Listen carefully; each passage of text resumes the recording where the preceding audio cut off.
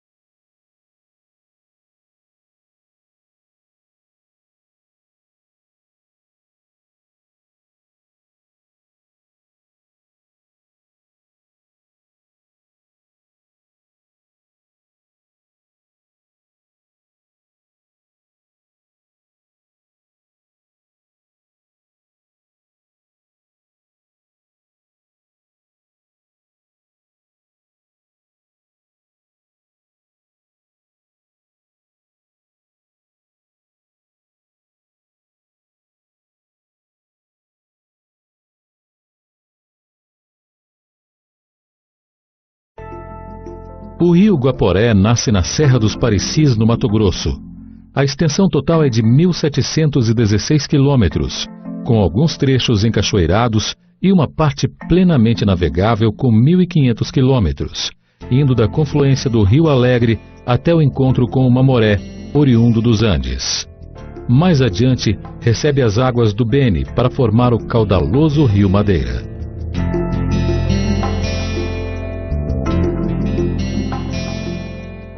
A principal atividade econômica portuguesa em terras amazônicas era a coleta das chamadas drogas do sertão, como cravo, canela, salsa-parrilha, cacau selvagem, baunilha, gomíferos, frutas regionais, oleosos e resinas que eram comercializadas na Europa.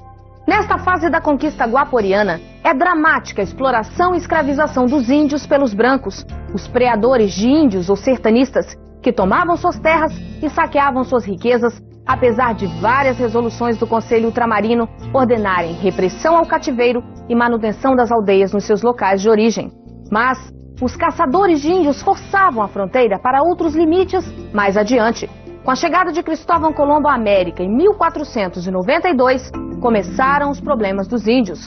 Os brancos europeus que invadiram a América acharam que os índios não eram seres humanos, que não eram descendentes de Adão e Eva e que, portanto, poderiam ser escravizados como bichos selvagens. Um documento do Papa Paulo III, em 1537, reconheceu que os índios deveriam ser tratados como seres humanos, o que possibilitou, entre outras coisas, que a Igreja Católica colocasse o seu pé na América para catequizar os índios.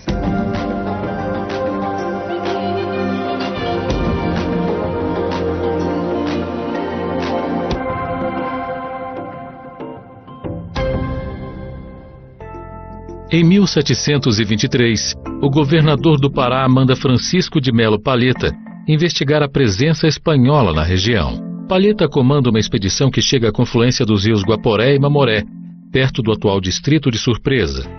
Ao voltar a Belém, o emissário do governador mostra-se alarmado com a extrema fragilidade das fronteiras lusitanas. Duas das missões jesuítas sul-americanas, Mojos e Chiquitos, habitadas pelos índios aruaques, destacam-se pela riqueza e organização. Elas representam a força e o domínio da Espanha na região e são descobertas por um comerciante português, Manuel Félix de Lima. Félix de Lima está falido e, contrariando proibição de navegação imposta pela coroa portuguesa na fronteira, ele desce o Guaporé em busca de fregueses e chega a Mojos e Chiquitos. Ele mostra a possibilidade concreta de ligação entre o Guaporé, Mamoré, Madeira, Amazonas até Belém do Pará, ao mesmo tempo em que descobre a avançada organização social das comunidades fronteiriças espanholas, uma ameaça à soberania de Portugal.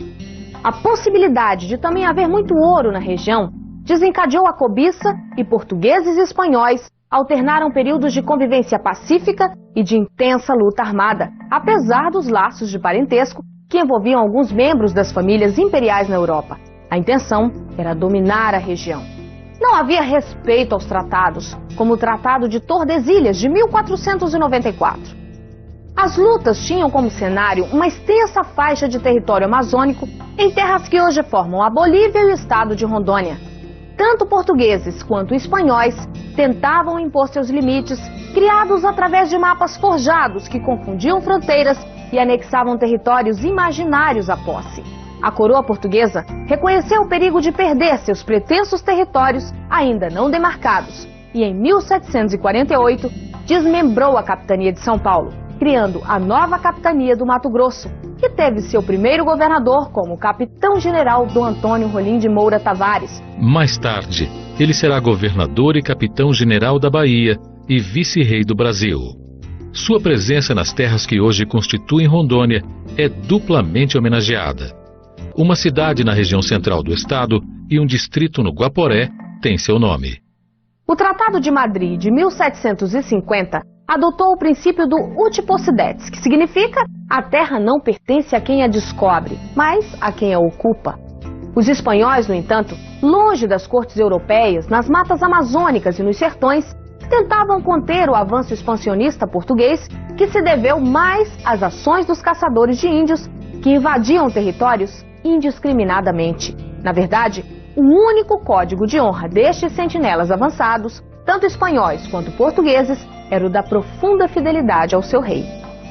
Vamos ver alguns dos tratados entre Portugal e Espanha que influenciaram a disputa pela região do Vale do Guaporé.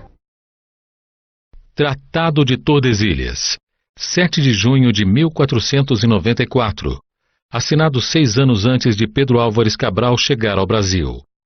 Por este tratado, uma linha demarcatória passaria a 370 léguas da ilha do Cabo Verde. Todo o território desconhecido que ficasse a oeste pertenceria à Espanha, e tudo que ficasse a leste pertenceria a Portugal. Pela linha imaginária deste tratado, toda a área guaporeana e rondoniense seria da América Espanhola. Tratado de Madrid, 13 de janeiro de 1750. Os espanhóis queriam conter o avanço português em suas terras conquistadas pelo Tratado de Tordesilhas. Os portugueses queriam assegurar o controle das terras conquistadas na Amazônia. O princípio era o utis possidetis, a terra pertence a quem a ocupa. Tratado de El Pardo, 12 de fevereiro de 1761. A Espanha pressionou Portugal a assinar este tratado, que anulava o de Madrid. Os limites na América voltavam a ser os do Tratado de Tordesilhas, 1494.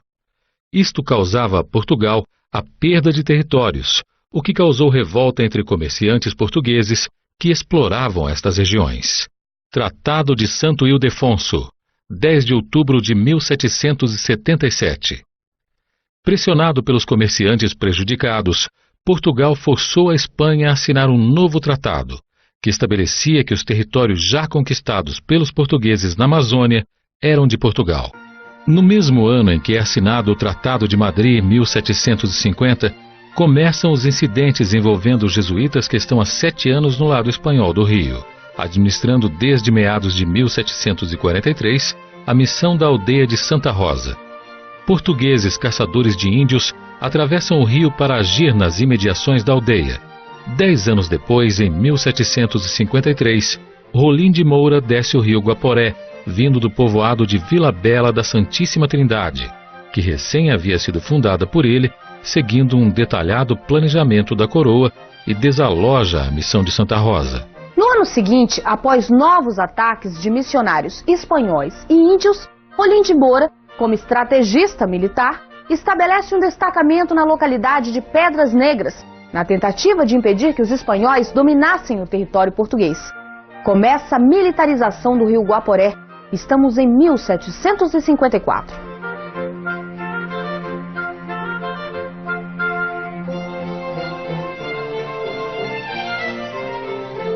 Os jesuítas continuam revoltados contra o Tratado de Madrid. Em 1760, eles atacam e tomam a guarda de Santa Rosa Velha e fincam novamente o pé na margem portuguesa do Guaporé. Rolim de Moura expulsa novamente os invasores, criando no local um fortinho em forma de pentágono, com o nome de Nossa Senhora da Conceição.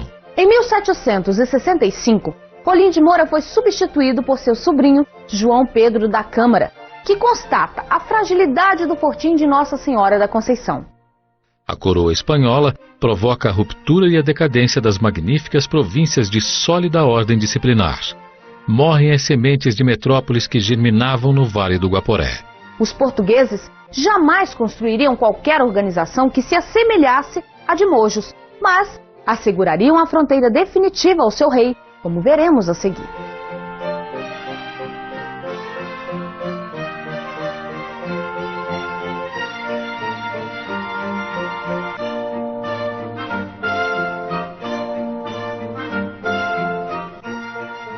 Em 1769, Luís Pinto de Souza Coutinho substitui João Pedro da Câmara e batiza o forte com o nome de Bragança. A maior batalha da fortaleza de Bragança é contra o próprio rio, que a destrói numa enchente em 1771. Luís Albuquerque de Melo Pereira e Cáceres, o quarto governador da província do Mato Grosso, seguindo as ordens da coroa, busca o domínio das duas margens do Guaporé. Seu objetivo era assegurar uma rota através do Guaporé a Mamoré e depois transpor as cachoeiras do Madeira para transferir o ouro das minas de Mato Grosso para Portugal. Em sua longa viagem de vinda de Portugal ao Brasil e depois de São Paulo a Mato Grosso, percebeu a grande dificuldade em conseguir apoio, se necessitasse, pelas dificuldades de comunicação entre as capitanias. Os decretos e tratados levavam muito tempo até chegarem ao conhecimento dos governadores.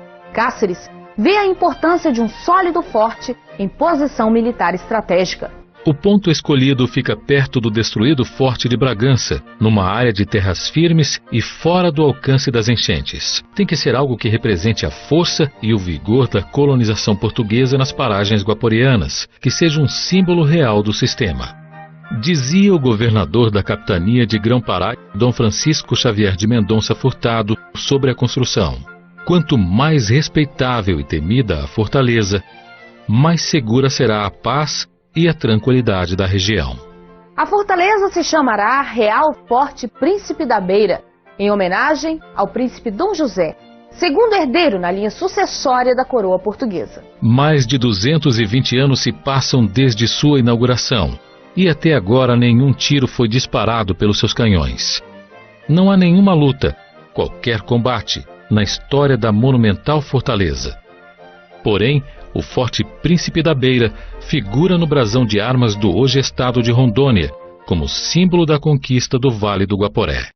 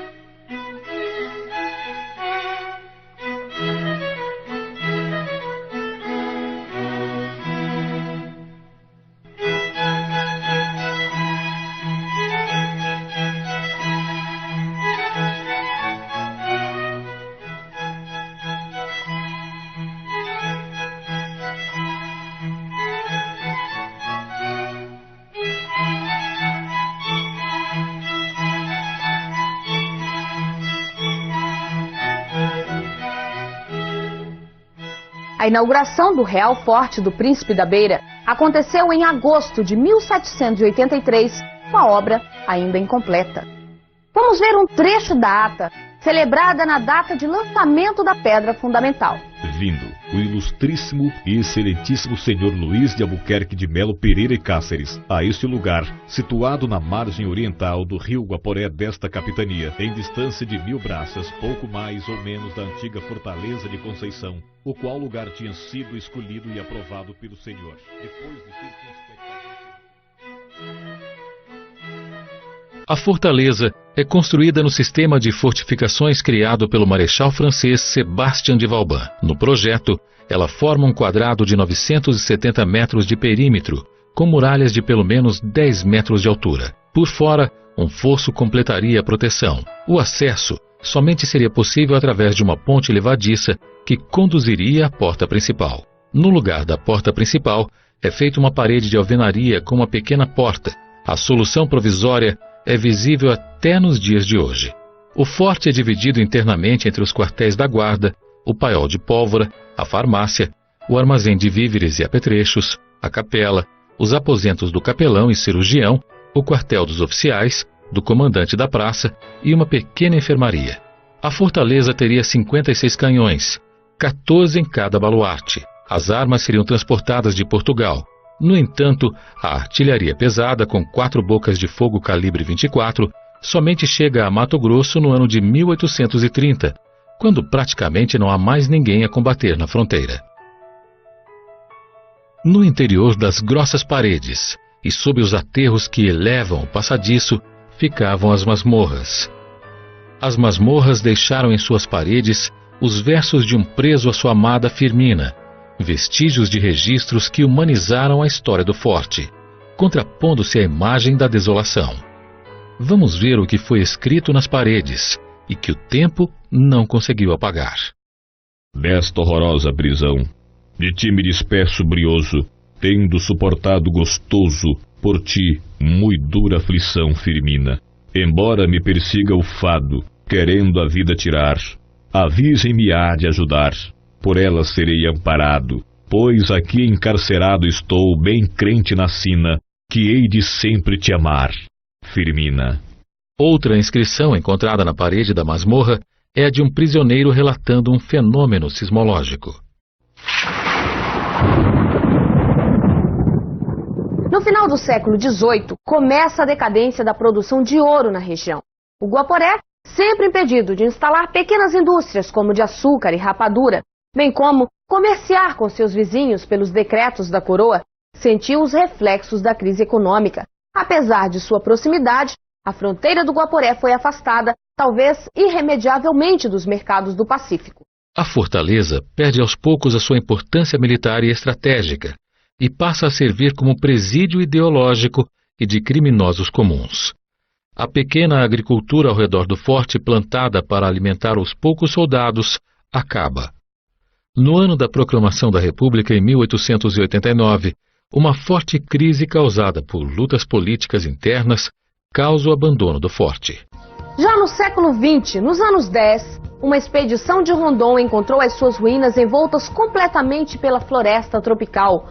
Rondon, que se celebrizaria como um dos desbravadores do estado que tem seu nome, intercede junto ao exército brasileiro para ocupar novamente o local. Em 1932, o Ministério da Guerra cria 3 milícias de fronteira. Uma em Porto Velho, outra em Guajará-Mirim e a terceira no Forte Príncipe da Beira. O contingente especial de fronteira do Forte do Príncipe da Beira, que hoje é denominado Pelotão Especial de Fronteira.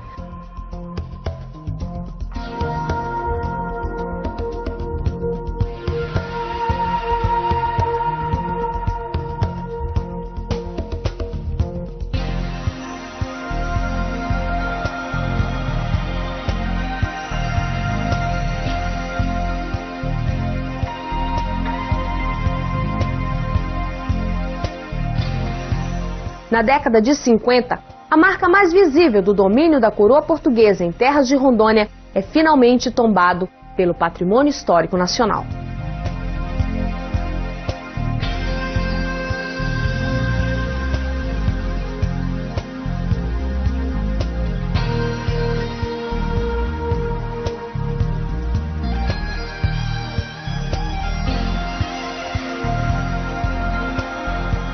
Em 1983, houve a visita ao forte de uma comitiva luso-brasileira, formada pelo presidente João Figueiredo e autoridades portuguesas. Nos discursos, muitas promessas de restauração desta obra monumental que marcou a conquista do Vale do Guaporé e seu povoamento, mas nada acontece. Ainda hoje, a necessidade da construção do forte, naquelas proporções gigantescas, é motivo de acirradas discussões. Afinal, uma fortificação menor, que custasse menos à coroa com menor sacrifício humano, não bastaria para assegurar a soberania portuguesa? E por que exatamente ali ele foi construído? Mas, para os detratores ou defensores das ideias de Cáceres, há uma evidência. Em frente ao forte no rio Guaporé, fica um dos poucos trechos em que há uma corredeira com pedras, em que as embarcações passam, uma por um canal estreito. E não podemos esquecer que as missões espanholas e as fortificações portuguesas representaram a obsessão na tentativa de assegurar a posse dos territórios.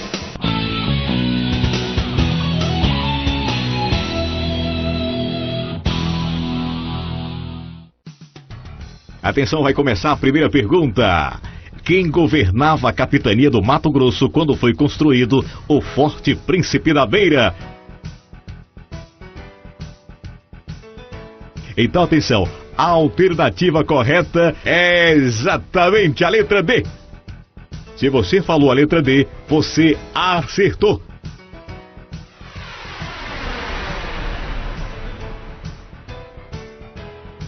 Presta bem atenção na pergunta para você não responder errado. Atenção, hein? A ligação entre as capitanias do Mato Grosso e Pará era feita pela navegação dos rios. Alternativas A, Guaporé, Madeira e Amazonas. Alternativa B, Solimões, Madeira e Guaporé. Alternativa C, Candeias, Guajará e Preto. Alternativa D, Abunã, Beni e Cuniã. Atenção, você que respondeu exatamente a alternativa correta é a alternativa A.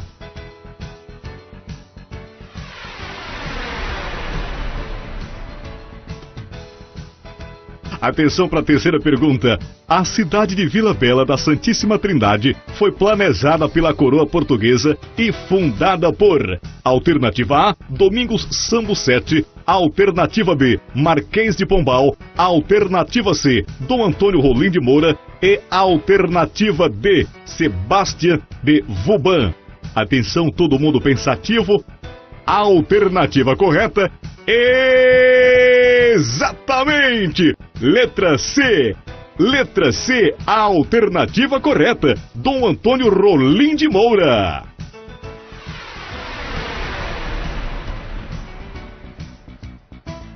Um dos principais motivos da construção do Forte Príncipe da Beira, no Guaporé, foi: alternativa A, defender o Brasil na Guerra do Paraguai. Alternativa B, escravizar os índios da região. Alternativa C, garantir a soberania portuguesa no vale. Alternativa D, escoar borracha pela Madeira Mamoré. Olha, se você sabe, atenção, você tem 5 segundos. Letra C, você acertou! Você acertou! A letra C, garantir a soberania portuguesa no vale. Esta é a resposta correta.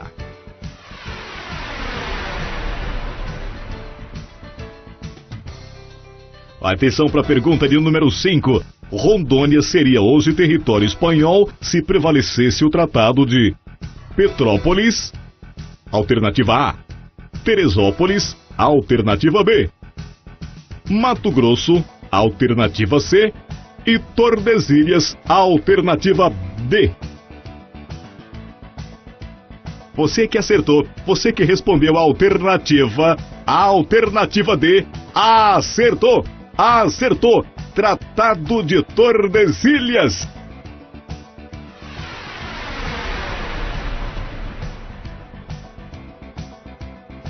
Atenção para a pergunta de número 6. A comercialização das drogas de sertão na Europa caracterizava a economia globalizada. Alternativa A, colonizada. Alternativa B, dolarizada. Alternativa C, ou inflacionada. Alternativa D. A alternativa B é a alternativa correta, não é, professor?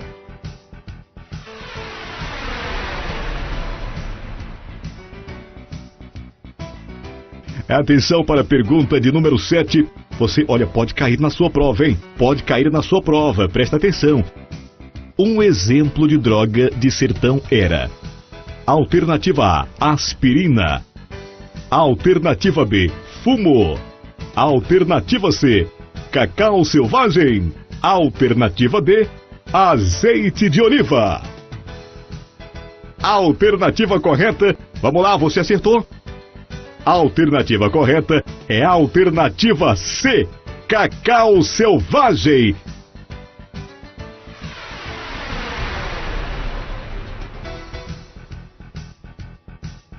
Atenção para a pergunta de número 8.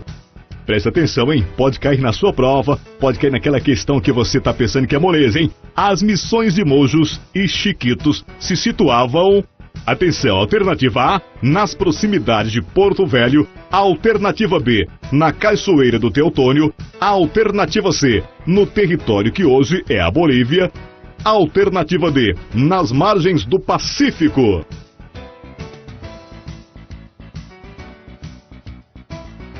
A alternativa correta é exatamente a letra C, no território que hoje é a Bolívia.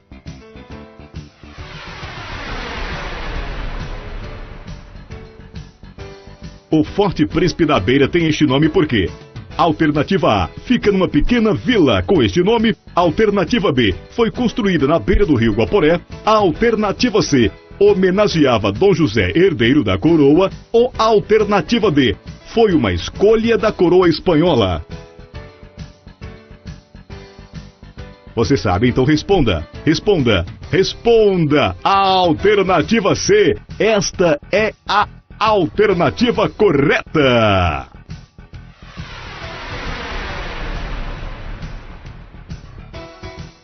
Alô, meus alunos e alunas, alô, professor. Atenção, vamos para a 10ª pergunta.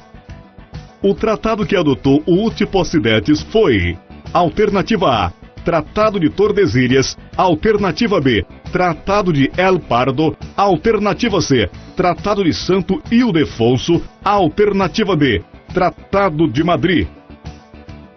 Exatamente! A alternativa D é a alternativa correta. Vamos aplaudir a este aluno inteligente.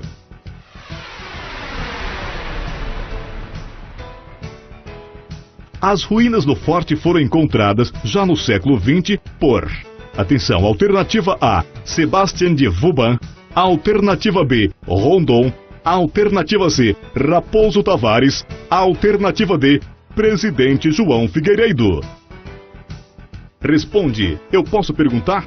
Alternativa B, esta é a alternativa correta. Estamos no século XXI. E nestas margens guaporeanas, por onde passou o comércio colonial das drogas de sertão e o ouro, o que se preserva do passado é o poder das oligarquias e o abandono do poder público.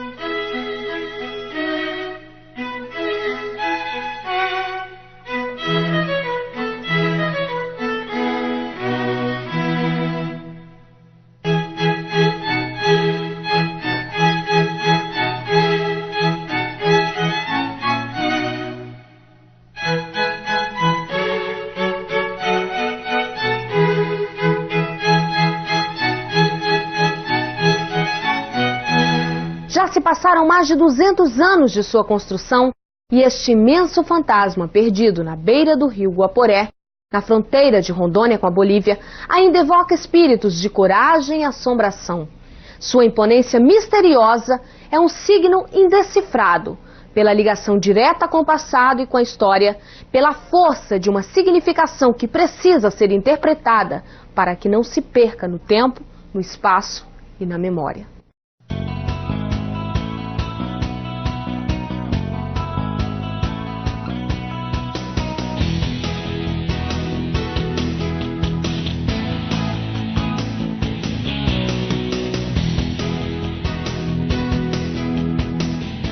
Até a próxima aula!